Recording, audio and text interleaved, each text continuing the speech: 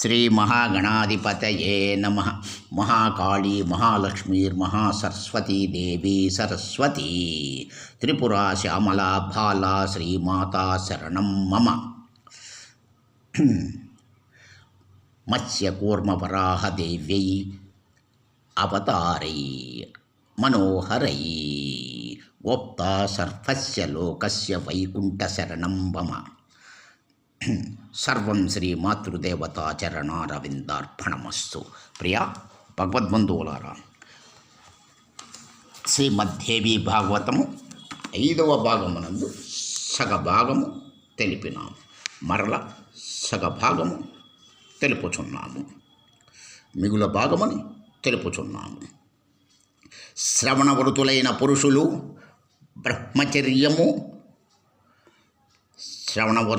పురుషులు బ్రహ్మచర్యమును పాటింపవలెను. నేల మీద నిదురించవలెను. సత్యమును పలుకవలెను. ఇంద్రియములను వశమునందుంచుకొనవలెను. కథా సమాప్తమగు వరకు రాత్రి సమయమున ఆకులలోనే భుజింపవలెను.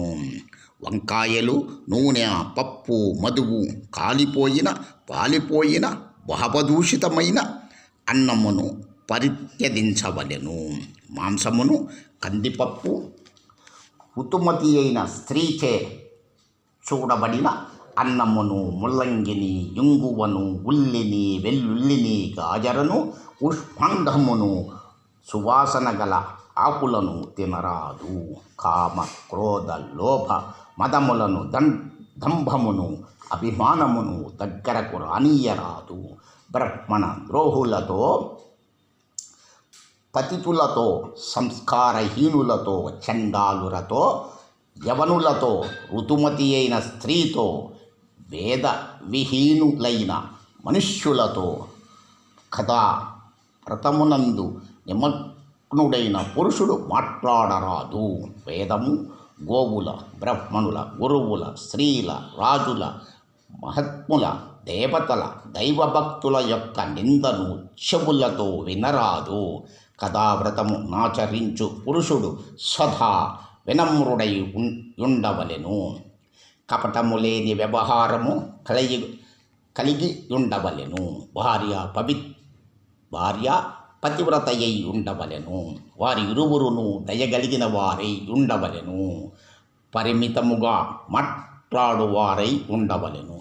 మనస్సులో ఔదార్యమును కలిగి ఉండవలెను.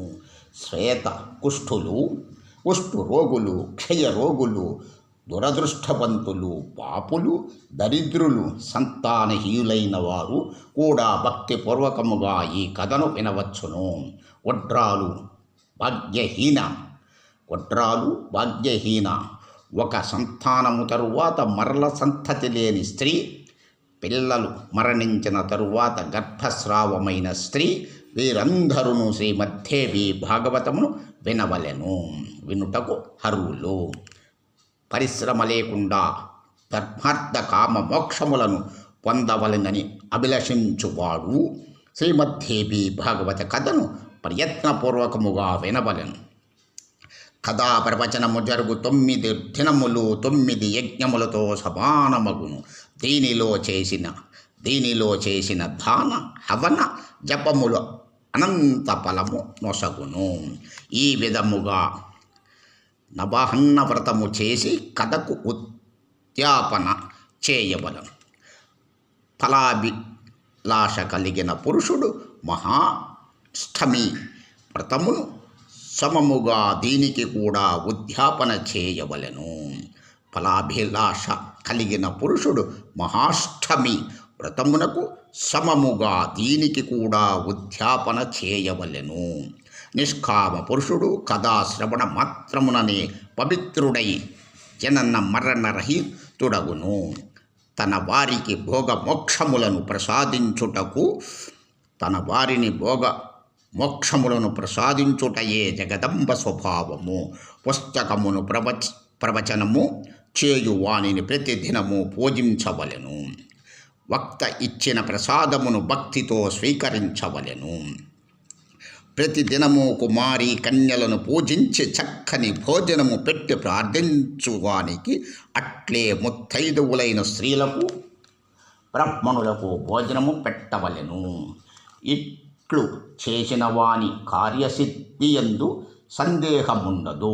ఇట్లు చేసిన వాని కార్యసిద్ధి యందు ఏమాత్రము సందేహముండదు. కదా సమాప్తి దినమున సకల దోష శమనార్థము గాయత్రీ సహస్రనామమును లేక విష్ణు సహస్రనామమును పఠించవలెను. భగవత్ స్మరణ నామోచ్చరణతో తపస్సు యజ్ఞముల యందు క్రియల యందు అల్పత్వము రాదు. దాని కొరకు విష్ణుదేవుని తప్పక కీర్తించవలెను. సమాప్తి నాడు దుర్గా సప్తశతి మంత్రములతో లేక దేవీ భాగవతము యొక్క మూల పఠనముతో లేక నవార్ణ మంత్రముతో హవనము చేయు విధానము కలదు. లేక గాయత్రీ మంత్రము నుచ్చరించుచు నెయ్యితో చేసిన పాయసమును హవనము చేయవలెను. ఎందుకనగా శ్రీమద్దేవి భాగవతమును గాయత్రీ స్వరూపమనియే చెప్పబడినది. కథావాచకుని వస్త్రములతో ఆభూషణములతో ధనముతో సంతోషపెట్టవలయును. కథావాచకుడు ప్రసన్నుడైనచో సకల దేవతలు సంతసించు ఫలము లభ్యమగును. బ్రాహ్మణులకు భక్తిపూర్వకముగా భోజనము నిడి వారిని దక్షిణలచే సత్కరింపవలెను. బ్రాహ్మణుడు అవనియందు దేవతా స్వరూపుడగును. వారు ప్రసన్నులైనచో తన కోరిక సఫలమగును. దేవియందు భక్తి కలిగిన పురుషుడు సౌభాగ్యవతులకు స్త్రీలకు కుమారి కన్యలకు భోజనము పెట్టవలెను. వారికి దక్షిణల నొసగి కార్యసిద్ధి కలుగునట్లు వారిని ప్రార్థించవలెను. సువర్ణము పాలనొసగడు గోవును ఏనుగును గుర్రమును భూమిని మొదలగు వాటిని ఏదో ఒక దానిని దానమొసగవలెను. ఈ దానము వలన తరగని ఫలము లభించును. శ్రీమద్దేవి భాగవతము చక్కటి అక్షరములతో లిఖింపవలెను.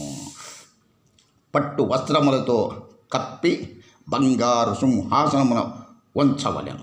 అష్టమి లేక నవమి తిథుల యందు కథావాచకుని పూజించి వాటిని అతనికి ఇవ్వవలెను. అట్లు చేయుటచే ఆ పురుషుడు ఇహలోకమున భోగములను అనుభవించి చివరకు దుర్లభమగు ముక్తిని పొందును. పురాణ జ్ఞానము గలవాడు దరిద్రుడైనను బలహీనుడైనను బాలకుడైనను యువకుడైనను వృద్ధుడైనను అతడు నమస్కారమునందుకొనుటకు అధికారి అగును, పూజ్యుడును అగును. అతడు సర్వదా గౌరవనీయుడుగా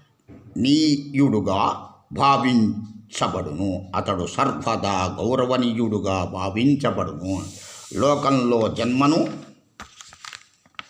మరియు గుణములను ప్రసాదించడు గురువులు అనేకులు కలరు. లోకంలో గుణములను ప్రసాదించడు గురువులు అనేకులు కలరు. కానీ వారికంటే పురాణము నెరిగిన గురువే సర్వశ్రేష్ఠుడుగా భావింపబడును. పురాణ జ్ఞానము గల బ్రహ్మణుడు వ్యాససింహాసనము నధిరోహించి కథను చెప్పుచుండగా ప్రసంగ సమాప్తికి ముందు అతడెవ్వరికి నమస్కరించరాదు. పురాణ గాథ పరమ పవిత్రమైనది. ఉపేక్షాబుద్ధితో వినువాడికి ఫలితము లభించదు. సరికథ దుఃఖమును దారిద్ర్యమును అనుభవింపవలసి వచ్చును. పురాణ జ్ఞానము గల వానికి ఆసనమును వస్తువులను ద్రవ్యములను ఫలములను వస్త్రములను సమర్పించువాడు భాగ్యశాలి అయి భగవత్ధామమునకు అధికారియగును. పుస్తకమును పట్టు వస్త్రముతో దారముతో చుట్టి దానము చేయు పురుషుడు అనేక ఫలములను అనుభవించు అవకాశము కలుగును. పురుషుడెవరైనను ఏదో ఒక విధముగా దేవీ భాగవతము యొక్క 9 ఆవృత్తులను వినినచో వానికి లభించు ఫలము వర్ణించనలవి కాదు. పురుషుడెవరైనను ఏదో ఒక విధముగా దేవీ భాగవతము యొక్క 9 ఆవృత్తులను వినినచో వానికి లభించు ఫలము చనలవి కాదు. అతడు జీవోన్ముక్తుడే యగును. రాజుతో శత్రుత్వము కలిగినను, కలరా మొదలగు మహమ్మారి రోగములు చెలరేగినను, కరువు వచ్చినను, లేక రాష్ట్రమునందు విప్లవము జరిగినను, ఇట్టి సకల భయముల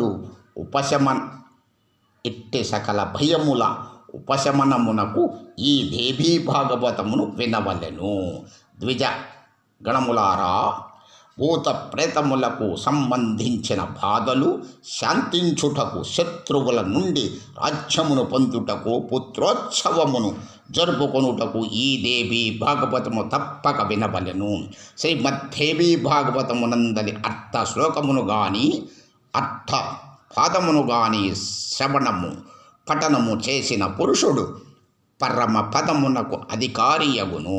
స్వయముగా భగవతియగు జగదంబిక శ్రీముఖము నుండి అర్థశ్లోకమే వెలువడినది. తదుపరి శిష్య పరంపర చేత అది ఇంత విస్తృతమైన దేవీ భాగవతముగా రూపొందినది. గాయత్రికి మించిన ధర్మము గాని, తపస్సు గాని, దైవము గాని, భజించుటకు యోగ్యమైనది ఏదియును లేదు. గాయత్రి శరీరమును రక్షించును, అందువలన దీనిని గాయత్రి అని అందురు. ఆ గాయత్రీదేవియే ఈ దేవీ భాగవతమునందు తన రహస్యములతో కూడి విద్యమానురాలయ్యున్నది. ఈ దేవీ భాగవత పురాణము జగదంబికకు ప్రసన్నురాలిని చేసుకొనుటకు గొప్ప సాధనము. శ్రీదేవి భాగవత పురాణము పరమ పవిత్రము. బ్రహ్మణులకిది ఏకైక ధనము. నారాయణ స్వరూపుడు, ధర్మ నందనుడు అగు యుధిష్ఠిరుడు దీని యందు ధర్మమునకు విస్తృతమైన వ్యాఖ్య చేసెను. గాయత్రీ రహస్యమును దేవీ భగవతి నివసించు మణిద్వీప వర్ణన స్వయముగా ఆ దేవి ద్వారా హిమాలయముతో చెప్పిన గీతావర్ణన కూడా దీని యందు కలదు. దీనిని సంపూర్ణ ప్రభావమును గొప్ప దేవతల సైతము ఎరుగరు.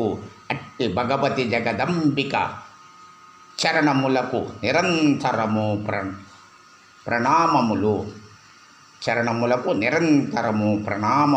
ఆ జనని చరణముల ధూళి ప్రభావముతో బ్రహ్మ ఈ జగత్తును సృష్టించును, విష్ణువు పరిపాలించును, రుద్రుడు సంహరించును. ఆ భగవతి జగదంబిక పాదములకు నిత్య ప్రణామములు. మణిద్వీపమునందు భగవతి జగదంబిక యొక్క దివ్య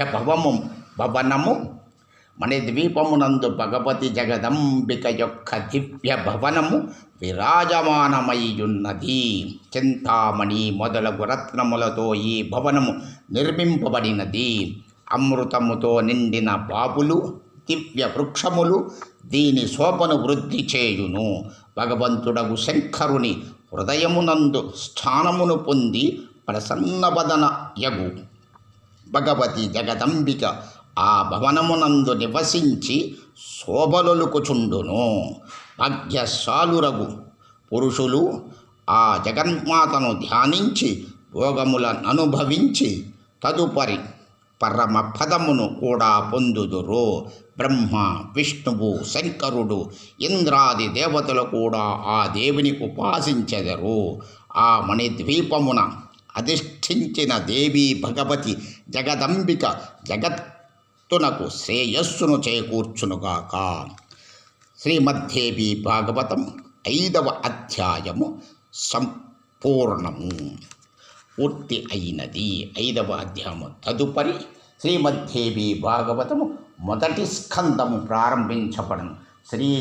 జగదంబికాయై నమః. శ్రీ జగదంబికాయై నమః. శ్రీ జగదంబికాయై నమః.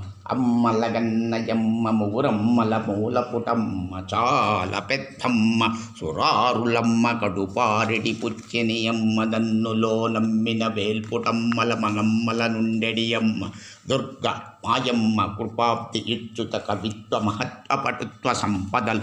ఓం శ్రీమాత్రే నమ. ఓం శ్రీమాత్రే నమ. ఓం శ్రీమాత్రే నమ. ఓం శాంతి శాంతి శాంతి.